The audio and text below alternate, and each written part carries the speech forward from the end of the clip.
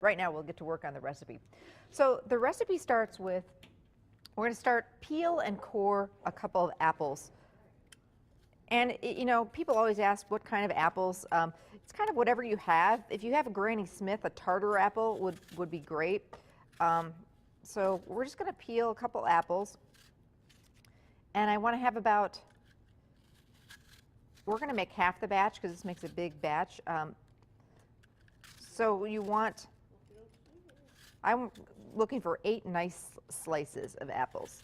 And this is the serious shortcut to apple dumplings, and it is the most delicious recipe.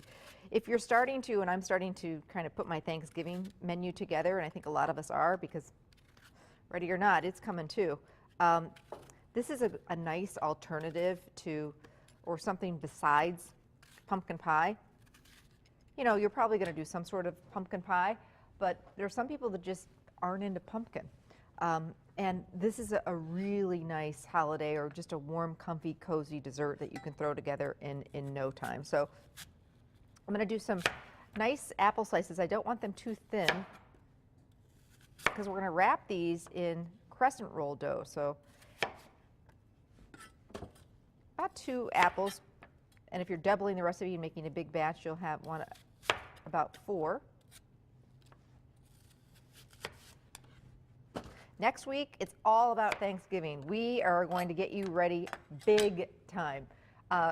We do this every year, and what we do is we just put a whole ton of Thanksgiving recipes together. So the fun starts Monday with side dishes, and then Tuesday we're doing Thanksgiving appetizers, Wednesday the main course, and then of course Thanksgiving desserts. So please make sure and watch next week.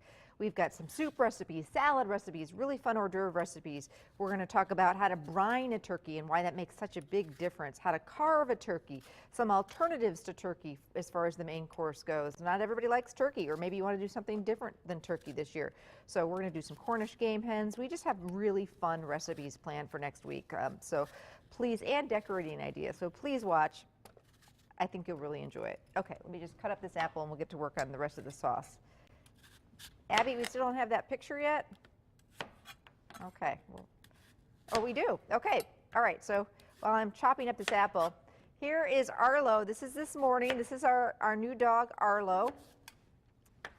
And let me tell you, just to get him to sit for a second to take that picture was nearly impossible because it's his first time in snow that we know of, and it was just a dusting of snow. So I can hardly imagine what it's going to be like when serious snow comes. So anyway, he's so much fun, and we're just loving every minute of it. So Levi, our other dog, didn't like snow so much, especially as he got older, but Arlo does. Okay, so we're going to make a wonderful sugary butter sauce. And it starts with, if you're making the full recipe, 2 sticks of butter. We're cutting it in half, so one stick. Sugar and brown sugar. And again, if you're making the full batch, you're going to do 1 cup of sugar and 1/2 cup of brown sugar. If you're doing a half recipe, 1/2 cup of sugar and 1/4 cup of brown sugar. So I'm just melting that together. And it's going to make the most wonderful caramely sauce. So Anne, have me keep an eye on that. The other thing I wanted to mention is tomorrow is our big night out, and we just got word that there's a few spots open. So please, if you're not doing anything tomorrow night, call today and reserve your spot and get in on the fun.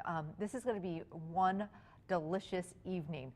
We are headed to a place called Little Chicago in Kaukauna, and you can go to our website to get the information, but it's going to be a 5-course meal paired with different wines. We're starting out with a soup course, your choice of their homemade tomato basil soup or their homemade seafood chowder, then a salad course, which is a strawberry salad with a strawberry poppy seed vinaigrette. The main course, there's 2 of them, and you don't have to choose. You actually get both of them. One of them is a steak course with a mushroom sauce and baby red roasted potatoes, and the other course after that, so it's a surf and turf deal, is potato crusted haddock with a cream sauce and asparagus for dessert, a chocolate cobbler, and that's going to be served with an adult white dove ice cream drink. So it's going to be really a fun, delicious night.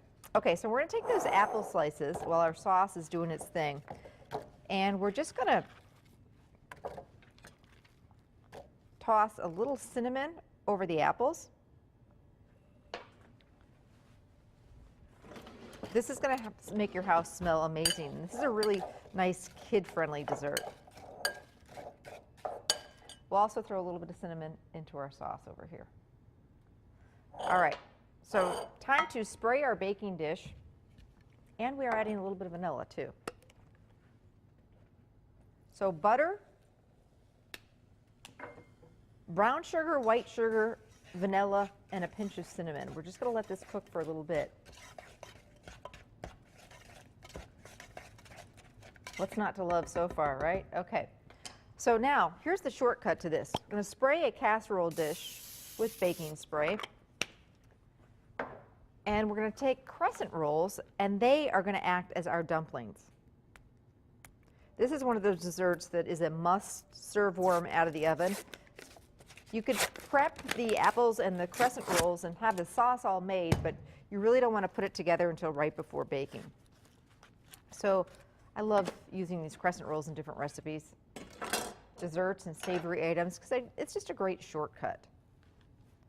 So you unwrap your crescent roll dough, and you're going to have these triangles.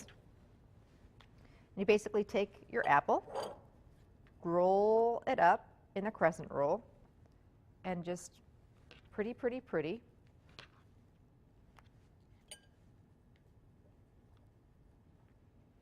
Place them in your pan.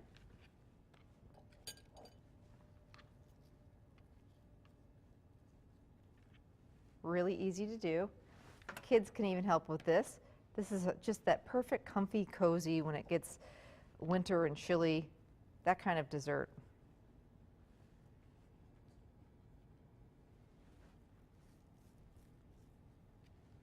There's nothing not to love about this.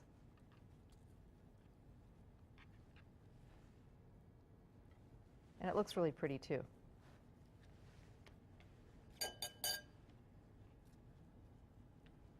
The nice thing too is if you have some crescent rolls on hand, and I normally have apples, this is one of those last minute whipper-uppers. And if your apples are a little bit small, you can throw 2 in there. That's no big deal. 2 slices. But let's say it's, you know, you decide to stay in, watch a movie, and you're just kind of craving some sort of a last minute dessert. This is a perfect whip up together without having to run to the grocery store if you've got some crescent rolls and some apples on hand. That's why I always try and keep things like that on hand. Okay, because you have butter and brown sugar and the rest of this stuff, right? Okay, so at this point, this sauce, butter's melted, and we've added our sugar and our brown sugar and our vanilla and our cinnamon.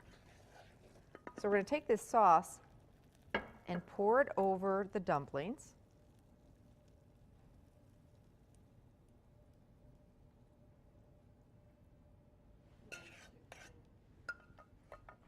And then, this sounds a little odd, but it really is delicious in this recipe. I've got some Sprite, or you can use Mountain Dew, and you just kind of want to pour a little of this.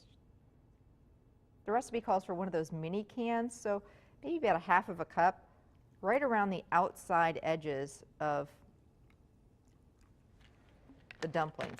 This goes into the oven,